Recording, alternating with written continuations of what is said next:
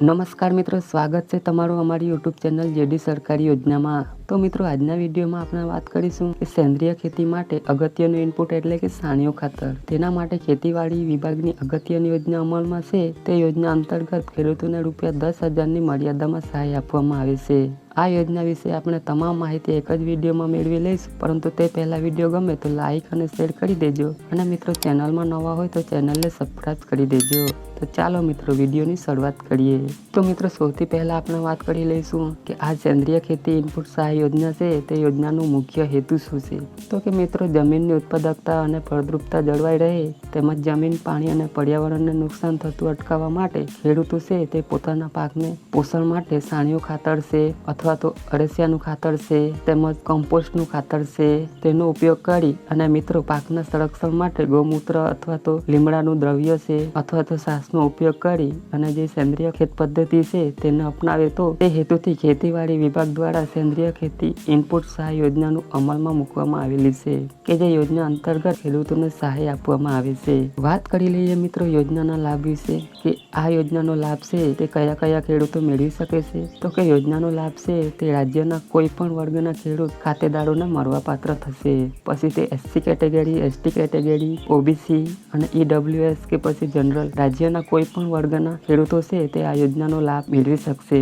વાત કરી લઈએ મિત્રો આપણે સહાય વિશે કે સહાય કેટલી અને કેવી રીતે આપવામાં આવશે। તો કે મિત્રો, આ યોજના અંતર્ગત સેન્દ્રિય ખેતીને પ્રોત્સાહન આપવા માટે 1 હેક્ટર દીઠ ₹5,000ની મર્યાદામાં સહાય આપવામાં આવે છે અને એક ખાતેદારોને વધુમાં વધુ 2 હેક્ટરની મર્યાદામાં સહાય મળવાપાત્ર થશે।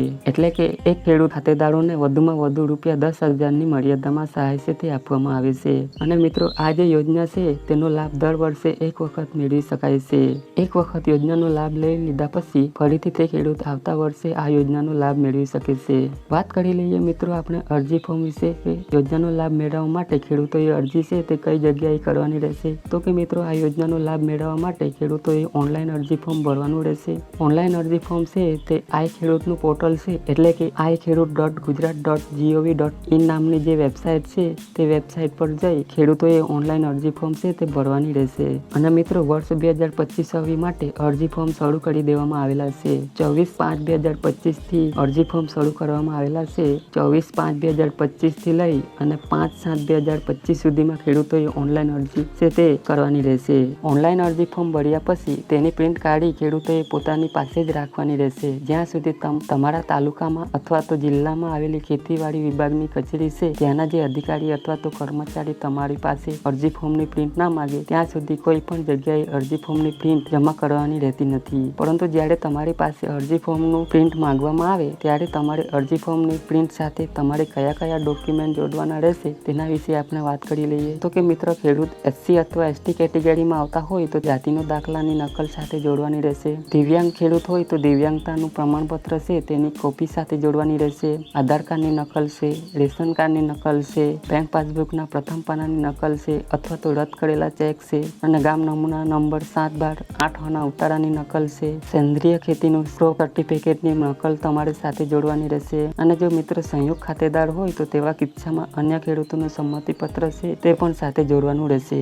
તો જ્યારે તમારી પાસે અરજી ફોર્મ પ્રિન્ટ માંગવામાં આવે તો તેની સાથે આટલા ડોક્યુમેન્ટ જોડી અને તાલુકામાં આવેલી ખેતીવાડી વિભાગની કચેરી છે તે કચેરીએ તમારી અરજી ફોર્મ જમા કરાવવાનું રહેશે। તો આવી રીતે મિત્રો સેન્દ્રિય ખેતી માટે અગત્યની યોજના કહી શકાય ખેતીવાડી વિભાગની કે જે યોજના અંતર્ગત ખેડૂતોને ₹10,000ની મર્યાદામાં સહાય આપવામાં આવે છે। તો મિત્રો, આશા રાખું છું વિડીયો પસંદ પડ્યો હોય તો વિડીયોને લાઇક અને શેર કરી દેજો અને મિત્રો ચેનલમાં નવા હોય તો ચેનલને સબસ્ક્રાઇબ કરી દેજો।